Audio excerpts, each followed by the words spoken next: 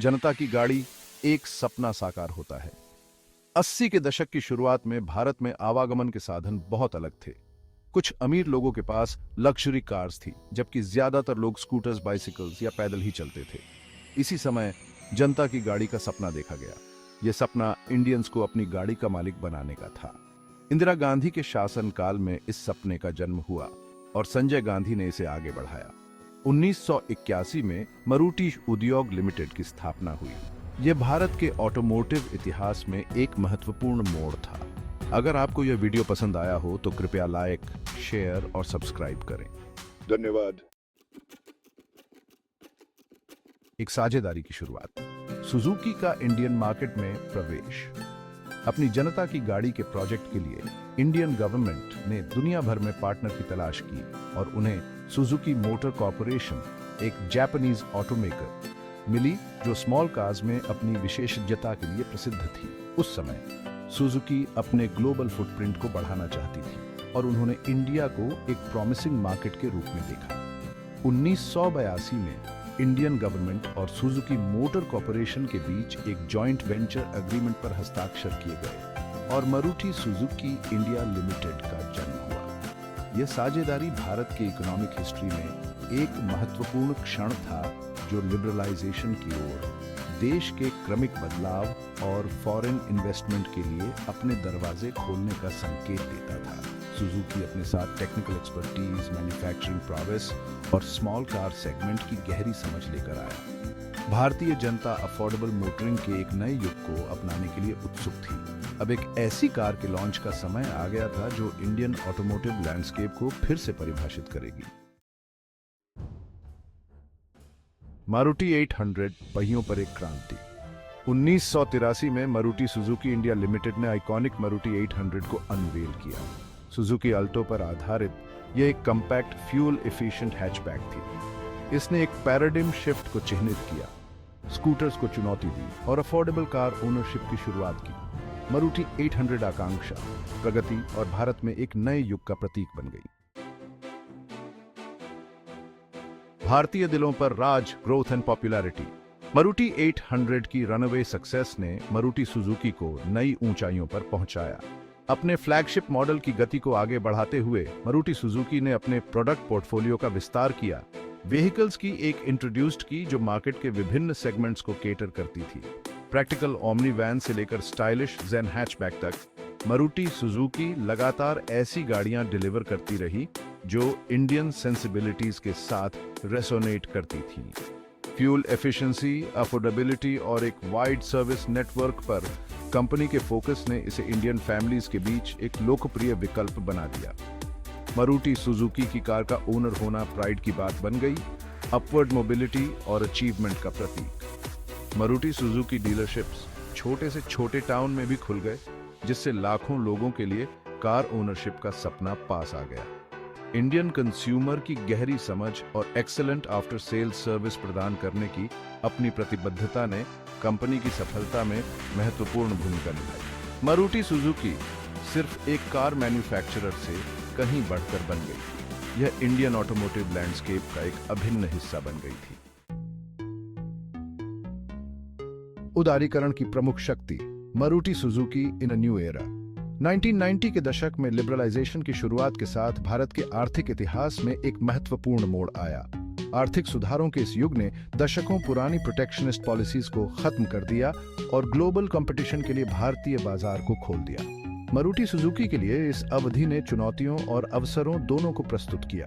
भारत में foreign car manufacturers के आगमन ने कंपटीशन को तेज कर दिया, जिससे मारुति सुजुकी को अपना गेम बढ़ाने के लिए मजबूर होना पड़ा। हालांकि मजबूत नींव और भारतीय बाजार की गहरी समझ के साथ कंपनी चुनौतियों का सामना करने के लिए अच्छी तरह से तैयार थी। मारुति सुजुकी ने अपनी प्रोडक्शन कैपेसिटी का विस्तार किया, नए मॉडल्स इंट्रोड्यूस किए और अपने डिस्ट्रीब्यूशन नेटवर्क को और मजबूत किया।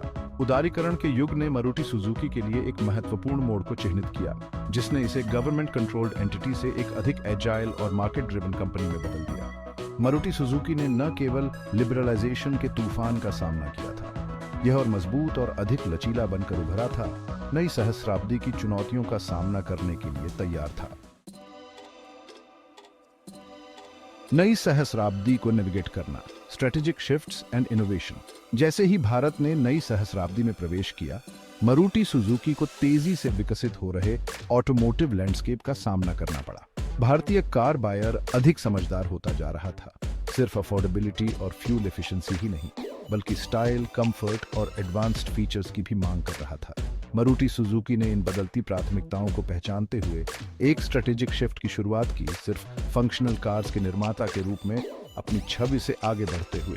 इस युग में स्विफ्ट जैसे सक्सेसफुल मॉडल्स का लॉन्च देखा गया, एक स्टाइलिश और स्पोर्टी हैचबैक जो यंगर डेमोग्राफिक को अपील करती थी, और जाहिर है एक कॉम्पैक्ट सेडान जो कंफर्ट और अफोर्डेबिलिटी का मिश्रण प्रदान करती थी। मारुति सुजुकी ने अपने व्हीकल्स के सेफ्टी फीचर्स को बढ़ाने में भी महत्वपूर्ण प्रगति की। भारतीय कार बायर्स के बीच पैसेंजर सेफ्टी के बढ़ते महत्व को पहचानते हुए इस अवधि में मारुति सुजुकी ने SX4 सेडान के लॉन्च के साथ प्रीमियम सेगमेंट में अपनी उपस्थिति का विस्तार किया। नई सहस्राब्दी के पहले दशक के माध्यम से मारुति सुजुकी का सफर स्ट्रेटेजिक एजिलिटी, नई टेक्नोलॉजीज को अपनाने की इच्छा और भारतीय कार बायर की बदलती आकांक्षाओं की गहरी समझ द्वारा चिह्नित किया गया था। Efficiency and sustainability Maruti Suzuki का आगे का रास्ता। जैसे जैसे दुनिया क्लाइमेट चेंज और एनवायरमेंटल सस्टेनेबिलिटी के बारे में बढ़ती चिंताओं से जूझ रही थी, मारुति सुजुकी ने एक अधिक रिस्पॉन्सिबल और सस्टेनेबल फ्यूचर के साथ अपने ऑपरेशंस को अलाइन करने की आवश्यकता को पहचाना। कंपनी ने अपने व्हीकल्स की फ्यूल एफिशिएंसी को बढ़ाने में महत्वपूर्ण प्रगति की, प्रशंसित के सीरीज इंजन्स जैसी टेक्नोलॉजीज को इंट्रोड्यूस किया जो परफॉर्मेंस और फ्यूल इकोनॉमी के बीच एक ऑप्टिमल बैलेंस प्रदान करती थी। मारुति सुजुकी ने ऑल्टरनेटिव फ्यूल टेक्नोलॉजीज को भी अपनाया, भारत में CNG पावर्ड कार्स की शुरुआत का बीड़ा उठाया। सस्टेनेबिलिटी के प्रति कंपनी की प्रतिबद्धता उसके प्रोडक्ट से परे उसकी मैन्युफैक्चरिंग प्रोसेसेस तक फैली हुई थी। मारुति सुजुकी ने अपने मैन्युफैक्चरिंग प्लांट्स में इको फ्रेंडली इनिशिएटिव्स लागू की, जिसमें वाटर कंजम्पशन को कम करने, वेस्ट जनरेशन को कम करने और एनर्जी कंजर्वेशन को बढ़ावा देने पर ध्यान केंद्रित किया गया। फ्यूल एफिशिएंट और इको फ्रेंडली व्हीकल्स की ऑफरिंग करके कंपनी एनवायरमेंटली कॉन्शियस कंज्यूमर्स के बढ़ते सेगमेंट को अपील करने में सक्षम थी। सबसे आगे मारुति सुजुकी's मार्केट डोमिनेंस। डोमेस्टिक और ग्लोबल प्लेयर्स दोनों से बढ़ती कंपटीशन के बावजूद मारुति सुजुकी ने इंडियन पैसेंजर कार मार्केट में लगातार अपना दबदबा बनाए रखा है। कंपनी का मार्केट शेयर कई सालों से 40% से ऊपर रहा है, जो उसकी स्थायी लोकप्रियता और भारतीय कार बायर्स के बीच उसके भरोसे का प्रमाण है। इस प्रभुत्व का श्रेय कई कारकों को दिया जा सकता है, जिसमें कंपनी का विस्तृत सर्विस नेटवर्क, रिलायबिलिटी और फ्यूल एफिशिएंसी के लिए उसकी प्रतिष्ठा और भारतीय उपभोक्ता की उसकी गहरी समझ शामिल है। मारुति सुजुकी ने एंट्री लेवल हैचबैक से लेकर प्रीमियम SUVs तक सेगमेंट्स की एक विशाल श्रृंखला को केटर करने के लिए अपने प्रोडक्ट पोर्टफोलियो का विस्तार किया है। यह कस्टमर सेंट्रिक अप्रोच, इनोवेशन और क्वालिटी पर मजबूत ध्यान के साथ इंडियन ऑटोमोटिव इंडस्ट्री में अविवादित नेता के रूप में मारुति सुजुकी की स्थिति को मजबूत करता है।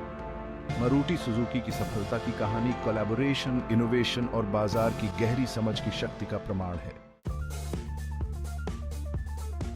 भविष्य के लिए तैयार। Electric dreams and beyond. जैसे ही दुनिया भर में ऑटोमोटिव इंडस्ट्री इलेक्ट्रिक मोबिलिटी की ओर BRH रही है, मारुति सुजुकी भी इस बदलाव को अपनाने के लिए तैयार है। कंपनी यह मानती है कि मोबिलिटी का भविष्य इलेक्ट्रिक है और इलेक्ट्रिक व्हीकल टेक्नोलॉजीज को डेवलप करने और भारत में एक मजबूत EV इकोसिस्टम बनाने में काफी इन्वेस्टमेंट कर रही है। EV सेगमेंट में मारुति सुजुकी का पहला प्रयास वैगन R इलेक्ट्रिक के लॉन्च के साथ आया, जो अर्बन कम्यूटर्स के लिए एक कॉम्पैक्ट इलेक्ट्रिक हैचबैक है। कंपनी भारतीय बाजार के लिए इलेक्ट्रिक और हाइब्रिड व्हीकल्स की एक रेंज डेवलप करने के लिए टोयोटा मोटर कॉर्पोरेशन के साथ अपनी पार्टनरशिप का भी लाभ उठा रही है। मारुति सुजुकी देश भर में चार्जिंग स्टेशन स्थापित करने के लिए एनर्जी कंपनीज के साथ पार्टनरशिप करके भारत में EVs के लिए एक मजबूत चार्जिंग इंफ्रास्ट्रक्चर स्थापित करने की दिशा में भी काम कर रही है। इलेक्ट्रिक मोबिलिटी पर कंपनी का ध्यान सिर्फ मार्केट ट्रेंड से ही नहीं बल्कि भारत के लिए एक अधिक सस्टेनेबल और इको फ्रेंडली फ्यूचर के निर्माण के प्रति अपनी जिम्मेदारी से भी प्रेरित है। निष्कर्ष, the enduring legacy of Maruti Suzuki. पिछले 4 दशकों में मारुति सुजुकी का सफर रिमार्केबल रहा है। एक गवर्नमेंट इनिशिएटिव के रूप में अपनी हम्बल बिगिनिंग से लेकर भारत की लार्जेस्ट कार मैन्युफैक्चरर के रूप में अपनी वर्तमान स्थिति तक मारुति सुजुकी ने भारत के ऑटोमोटिव लैंडस्केप को आकार देने में महत्वपूर्ण भूमिका निभाई है। सिर्फ एक कार मैन्युफैक्चरर से बढ़कर मारुति सुजुकी भारतीय सामाजिक ढांचे का एक अभिन्न हिस्सा बन गई है। आइकॉनिक मारुति 800 से, जिसने एक राष्ट्र को गतिशील बनाया, आज मॉडर्न फीचर पैक्ड व्हीकल्स तक जो भारतीय सड़कों की शोभा बढ़ाते हैं, मारुति सुजुकी ने जनता को अफोर्डेबल और एक्सेसिबल मोबिलिटी प्रदान करने के अपने वादे को लगातार निभाया है। जैसे ही मारुति सुजुकी अपनी शानदार यात्रा में एक नए अध्याय की शुरुआत करती है, कंपनी अपने ग्राहकों को वैल्यू प्रदान करने और भारत की विकास गाथा में योगदान देने के अपने प्रमुख मूल्यों के प्रति प्रतिबद्ध है। आगे देखते हुए challenges and opportunities on the horizon. हालांकि मारुति सुजुकी को इंडियन ऑटोमोटिव मार्केट में एक प्रमुख स्थान प्राप्त है, लेकिन आगे का रास्ता चुनौतियों के बिना नहीं है। ऑटोमोटिव इंडस्ट्री अभूतपूर्व बदलाव के द्वार से गुजर रही है, जो टेक्नोलॉजिकल डिसरप्शंस, बदलती कस्टमर प्रेफरेंसेस और बढ़ती रेगुलेटरी स्क्रूटनी से प्रेरित है।